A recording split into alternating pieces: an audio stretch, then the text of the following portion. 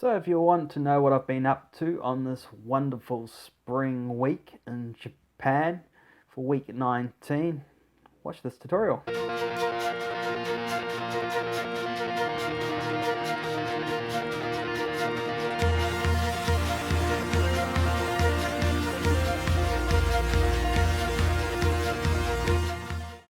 Welcome to Mobile Application Tutorials. My name's Nigel.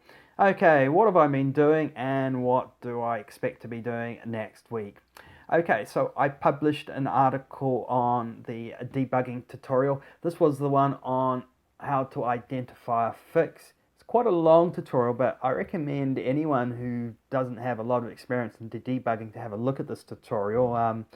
Quite often people on my channel will say, oh, I've got this problem, this has crashed, how do I fix this, blah blah blah. I don't provide that sort of consultancy as such because their devices can be different than me, they can be on different environments. So I'm going to start pointing people at this debugging series so they can sort of help fix their own problems on their own environment. I also published the article for how to put a workaround fix on the Samsung 5 series devices, and I was replicating the problem on the Note 4. So this is the problem when you're running the camera to video application, you're recording, and you go to stop recording, it wasn't starting out the previews session again. In other words, it seemed like it was just hanging there on capture, and it was sort of hanging. There was some sort of timing problem in there, so we put in the fix for that, and that's also been uploaded to GitHub. So basically, we stop the record session before starting the preview session, and we do that manually. And that was just a special fix just for those devices. It's not published on my main line. So as I mentioned, that code has been pushed up to GitHub on its own special branch, and I made the announcements through social media of when this happened as well. So you can probably check it on my Facebook or my Google Plus account with the details of that fix. I uploaded a video on how to capture still images while in the preview mode. So this is basically using the normal camera functionality while you're in the video application. So just like a normal camera.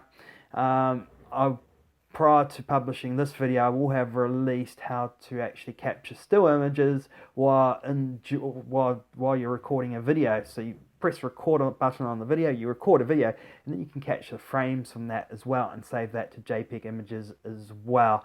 So basically there's multiple functionality. You just capture it as a normal camera, or you can capture it while recording a video for capturing images. So that's now been uploaded to YouTube. This week I also started work on getting the time-lapse functionality working and putting that into the Android video application. But I did hit an issue while setting up the media recorder. It wanted the audio set up, and to date I hadn't set up the audio for this, but for some reason time capture, I don't think you need audio for time capture, or do you? I don't know. But I believe I need to get my audio set up first, so then I realised, well, hey, let's make a video or two about how to set up audio and capture audio on your videos, and then we'll look at the time capture. So I'll be starting work on how to capture audio on the Android Video 2 application. I went back to using Android Studio 2.1. It seemed to be going okay, but sometimes still spending a long time doing its Gradle builds.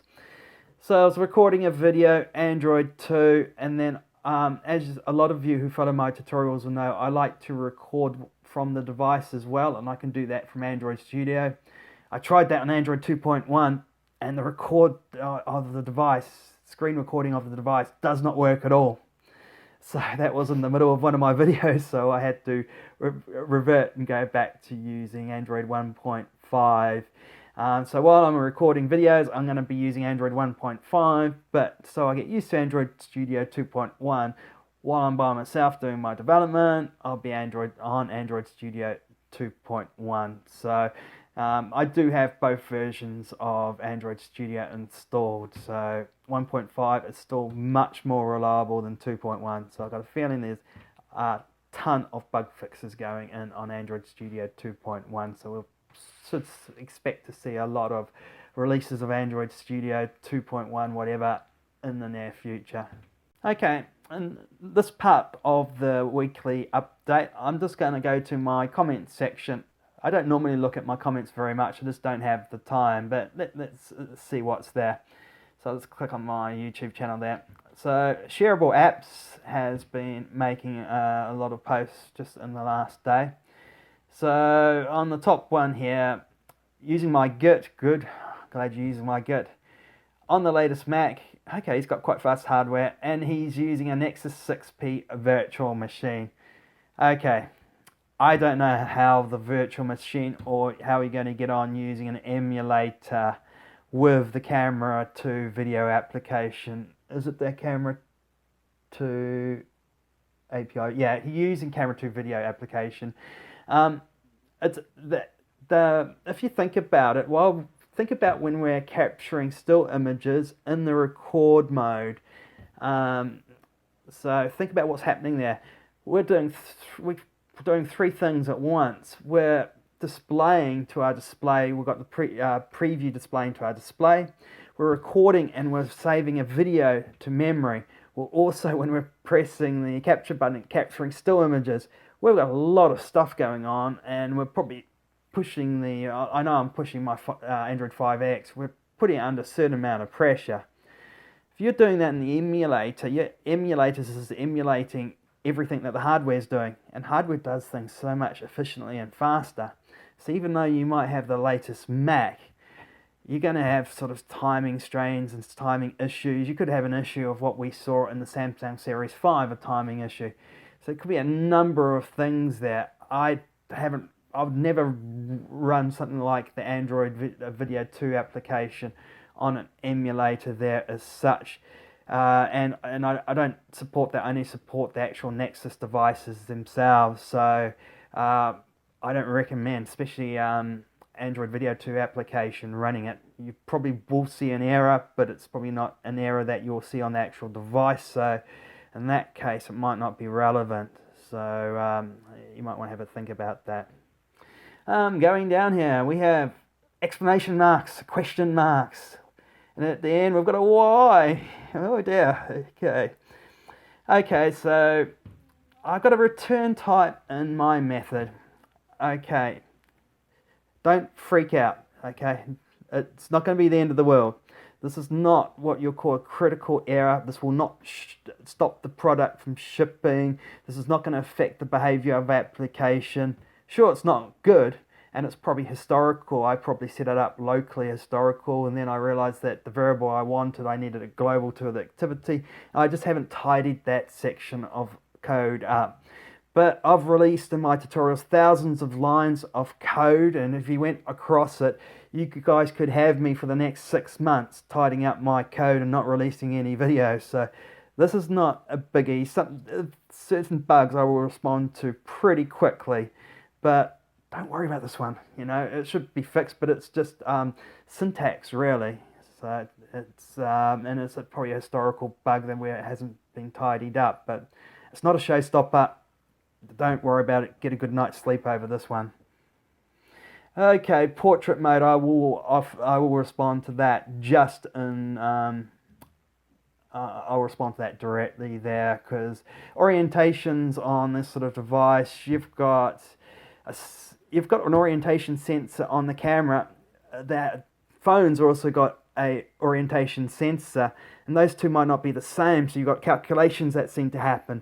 And if you've got your phone set to portrait mode, or you've got to set it to auto rotate mode, that's a third factor that has to go into there as well. So there's a lot of complications. I've just set up basic functionality for this, and I think I answered the question I was going to write down there. Oh, and you're asking the same question about this method. Don't worry about it. It's not a showstopper.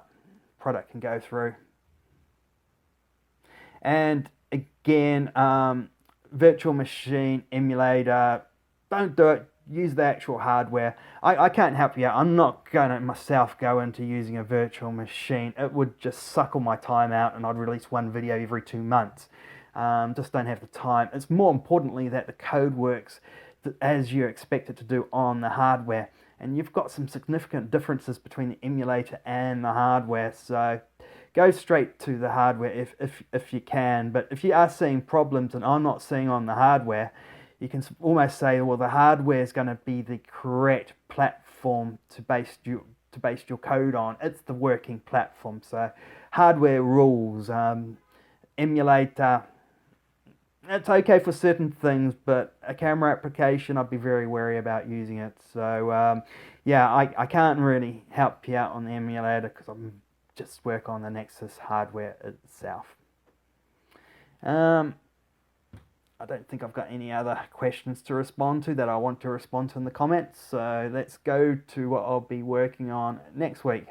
So what will I be working on next week? I hope to have a video too on audio. So getting the audio set up and having audio for the video capture. So there'll be 1 or 2 videos for those. So I hope to have at least one of those videos uploaded for that.